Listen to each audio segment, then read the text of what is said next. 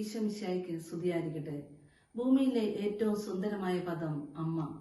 പരിശുദ്ധ അമ്മയെക്കുറിച്ച് ധ്യാനിക്കുമ്പോൾ എന്റെ മനസ്സിലേക്ക് വരുന്നത് തന്റെ ദിവ്യകുമാരന് ജന്മം കൊടുക്കുവാനായിട്ട് കാലിത്തൊഴുത്ത് ലഭിച്ചപ്പോഴും ശിശുവിനെയും കൂട്ടി ഈജിപ്തിലേക്ക് പോവുക എന്ന് പറഞ്ഞപ്പോഴും തന്റെ ദിവ്യകുമാരന്റെ പീഡാനുഭവവും കുരിശുമരണവും ഒരു നോവായി അനുഭവിച്ചപ്പോഴും ആരോടും ഒരു പരാതിയും വലിപ്പവുമില്ലാതെ എല്ലാം ദൈവ തിരുമനസ്സിന് വഴങ്ങിയവൾ പരിശുദ്ധ അമ്മ. കൗമാരത്തിൽ താൻ മെനഞ്ഞെടുത്ത ഗാർഹിക സ്വപ്നങ്ങളെല്ലാം പിഴുതെറിയപ്പെട്ട് ദൈവ തിരുമനസ്സിന് ആമേൻ പറയാൻ വിധിക്കപ്പെട്ട കേവലം 15 വയസ്സ് മാത്രം പ്രായമുള്ള ഒരു ഗ്രാമീണ പെൺകുടി. സംശയിക്കപ്പെടുന്ന അവളുടെ മാതൃത്വം, മുട്ടിയ സത്രങ്ങളും കൊട്ടിയടയ്ക്കപ്പെട്ട വാതിലുകളും, തിരസ്കരണത്തിന്റെ ഈറ്റുനോവറിഞ്ഞവൾ, കുടുംബത്തിന്റെ ദാരിദ്ര്യം, പിഞ്ചു ജീവൻ സംരക്ഷിക്കാനായിട്ടുള്ള അവളുടെ ആ പരക്കം പാച്ചിൽ, ജീവിത പങ്കാളിയുടെ മരണം, 30ാമത്തെ വയസ്സിൽ വീട് വിട്ടിറങ്ങിപ്പോകുന്ന തന്റെ ഒരേ ഒരു മകൻ, ആ മകനെ കുറിച്ച് കേൾക്കുന്ന അത്ര ശുഭകരമല്ലാത്ത കാര്യങ്ങൾ.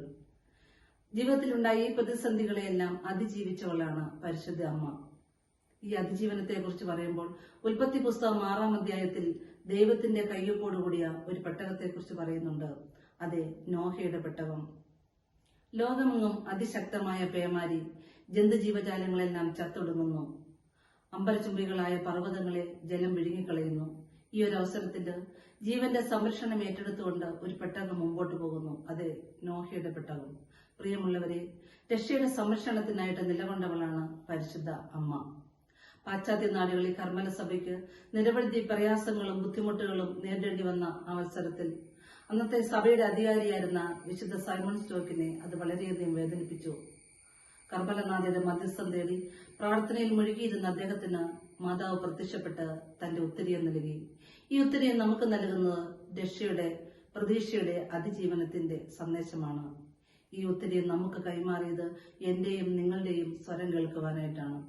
ഒരുപാട് പ്രശ്നങ്ങളുള്ള ഈ കാലഘട്ടത്തിലൂടെ നാം കടന്നു പോകുമ്പോൾ നമ്മുടെ കാല് കല്ലിത്തട്ടി വീഴുമ്പോഴും ഇടവഴിയിൽ ഇടറി വീഴുമ്പോഴും നിനക്ക് ഞാനുണ്ട് മകനെ, മകളെ എന്ന് പറയുന്ന ഒരമ്മ, ആ അമ്മയുണ്ടെന്നുള്ളൊരു വിശ്വാസമാണ് നമുക്ക് ആശ്വാസമാകുന്നത്.